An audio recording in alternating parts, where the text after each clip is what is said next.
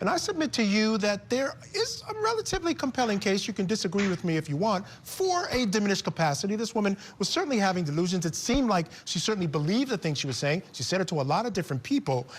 But my question is, to what effect is that?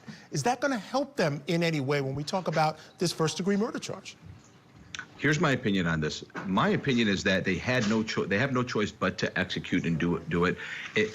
You can look at it from a textbook standpoint, and they might meet the elements. From my experience in my career and looking at other cases, there's exactly a 0% chance that a jury in Tennessee is going to buy it and let her off the hook. Now, we've seen cases, one in Akron, Ohio, we've analyzed them on TV, and all of us looked at it and said, you know what, they've met the threshold, and the jury still comes back and they say, because juries have been incorrectly brainwashed to think that these defenses are just excuses. I don't agree with juries when they take that position, but they've been interviewed after the case. And listen, they showed you every expert, you know, the girl that killed her mom and stabbed her.